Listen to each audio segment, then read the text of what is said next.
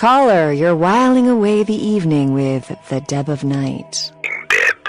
Yes, I think that's implied by the title of the show.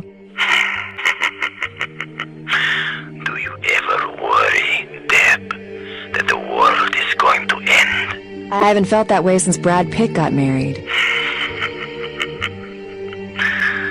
Do you have any idea how insignificant you are? But devouring the world, you will be but a blood stain on their capes.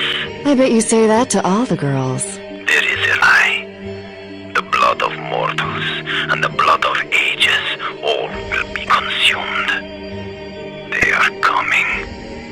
These are the final nights. Caller number 3, what's keeping you up tonight? Deb, well, I've got to know. They've got to know because they don't know. They won't report the stuff on the news because they own the news. Hello, Gomez. What's the latest conspiracy? Conspiracy? This goes beyond conspiracy, okay?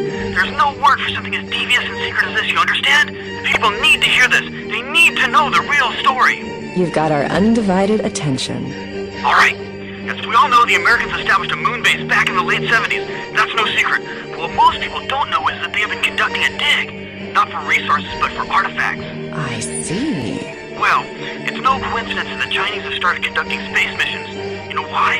I'll tell you why. The reason is because the Chinese are trying to stop the Americans from finding an ancient space probe sent by the Beta Centaurians. And why? Because the Beta Centaurians are giving space technology to the Chinese to get back at the Andromedans, aka the Greys, for giving space technology to the Americans in the 50s. Fascinating. The American government's been putting more money into space. Don't you see what's happening?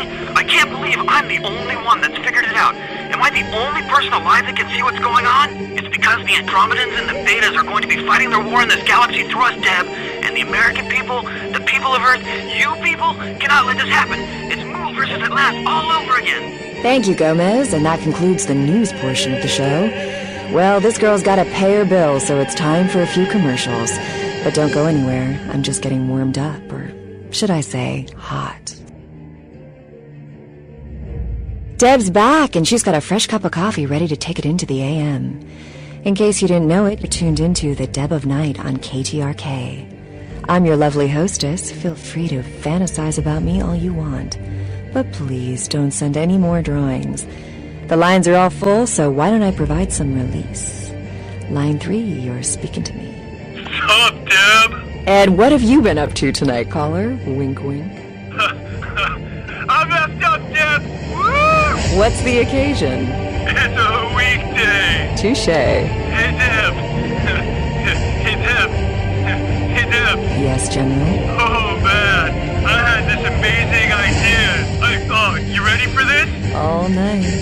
You know all those problems we've been having in the Mideast? Yes, those damn Virginians. Okay. So, I figured this out, right? Okay. So, if we want peace in the Mideast, think about it. What makes people peaceful? Smoking distance and mellow. What brings people together? Pizza. So, think on this. For, half the cost of one of those, blockbuster bombs, we can, buy enough pizza and enough herbs for, everybody over there. And then, bam! Instant fat spuds, man. Just say no, dude. And extra pepperoni. You guys take credit cards? Moving on. Line 4, what's keeping you up tonight? Deb, I'm about to reveal something that I put my life on the line. But the people of this city and this country and this planet, they have the right to know this. Do you understand? What's the word, Gomez? This is serious. There are a lot of organizations that would do anything in their power to keep this a secret. I don't doubt. Deb, this is really serious now. Can I finish? All right. Everyone knows they've got cameras at every stoplight so that the government can keep tabs on our comings and goings. But did you know that they then sell access to their databases to the Illuminati, who has been using that information to compile a list of the most frequently traveled routes and then opening new locations of their well-known chain of coffee houses in the most profitable locations? And did you also know that they use those funds to suppress fusion and solar power? It all makes sense now. Well, the Illuminati, control all the world's energy, and because they monitor all of our energy usage, they can tell who is not watching television, and therefore know who is not receiving the subliminal messages that they send to keep the sheep putting their money in banks and away from their secret headquarters, aka Wyoming. Amazing. Anything else that you've turned up lately? As a matter of fact, and again, I shouldn't be talking about this, but I believe it is everybody's right to know that recycling is a myth. All they do with those bottles and cans is collect DNA samples from your saliva so that they can clone you and train your clone to assassinate you and assume your identity should you go poking your nose into the whole global warming business. Thank you, Gomez. I hate to interrupt this mentally stimulating conversation, but the people who keep me chained to the console at this radio station, in my underwear no less, want you to spend money on this stuff. Still awake? Something on your mind? Give me a call, 323-KL5-KTRK. Ask to speak to the cute one. Hey, all you night owls. Is the human race going crazy, or is it just me? Seems like all you hear is bad news lately. Anybody feel it the same way? Feel like the world's cracking at the seams? Why don't we make that the topic for tonight? And if that doesn't work, you can all go back to calling in with the usual pervert stuff.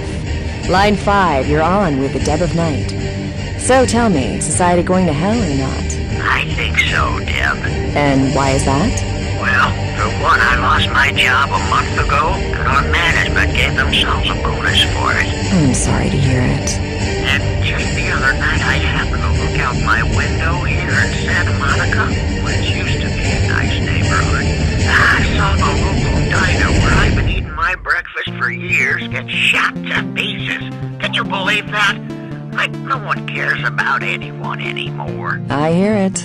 And my neighbor's boy, he's been using speed since he's in junior high. Steals from his parents. That's a shame. Yeah, you know, there was a time when this sort of thing just didn't happen. You know why? Why is that? Well, because a man could beat a woman and children when they got out of line. They didn't even have to be blood. You could just slap the little bastard. Ah, the good old days. Why don't you hit the activity room and reminisce some more, Grandpa? Anyone have any musings that don't end up in assault charges? Next caller. Yep, I think the world's been messed up, is messed up, and will continue to be messed up. Oh, an optimist. Now, bear with me, but I know what the cause of all the world's problems is. Nipples on TV? Exactly. Nudity? Not too much nudity, not enough nudity. Clothes make a person dishonest. They're hiding their true selves away under them. Clothes promote problems like class and sense of piety and concealed weapons. Why, how much do you think we spend on clothes as a people? What if that money were going towards science? Why, we'd be living in a futuristic techno world by now. Have you ever been to a nudist colony? Not attractive. The fact that you think it should be is a side effect of the prurient media. You're not desensitized to nudity. Just think, if the man at the movie concession wasn't wearing his pants today, you'd storm out of the theater in a tizzy. But in the nude world, it'd be popcorn and a medium soda, please. No, I think what would happen is I'd lose my appetite. And isn't obesity one of our nation's biggest problems? Another benefit of nudity. And what about all the hullabaloo that people make when a person walks around the way Mother Nature made him on a brisk spring afternoon? Arrested for public indecency? Why, in a nude world, it'd be commonplace. Folks would ask you, how many people did you expose yourself to today? As proud as I am of my girls, I think I'm going to limit them to private appearances. Next call. Yeah, this is it. This time I stumbled across something that's bigger than anything you could possibly imagine. A threat to the entire human race's existence. Ah, Gomez. You know, it's been a bad night when I've been looking forward to your call. Deb, nothing could prepare the world for this. This is the biggest story in the history of humanity ever. Ever, Deb. How I found this out I can't say, but I'm risking my life to tell the world this. Are you prepared for this? Sure. People of Los Angeles, vampires walk among us. Ugh, not vampires again. Hear me out, Deb. Vampires are among us and have been since the dawn of time. In Los Angeles, well, there's more vampires per person here than anywhere else in the world. People are killed by vampires all the time, but their secret vampire society covers it up. Who blew up that warehouse in Santa Monica? Vampires. What happened to the crew of the Elizabeth Dane? Vampires. Want to know what happened to that sarcophagus that disappeared? Vampires took it. The Prince of Vampires, to be more specific. He wants to use it against a league of other vampires that have been trying to get a foothold in our city. And get this, there could be an even older vampire in the sarcophagus. An ancient super vampire. Right, vampires. They're everywhere. You can't throw a rock in the city without hitting a vampire. It's the truth, Deb. The undead are all around us. We need to rise up and destroy our evil vampire overlords before it's too late. You heard him, folks. Gather up your crosses, garlic, and neck braces. Oh, brother. Well, Deb's not undead, but the sun will be up soon and she's dead tired. She's going home to get some hard-earned R&R. But don't worry, she'll be back same time, same station tomorrow night. Until then, fans, don't let the vampires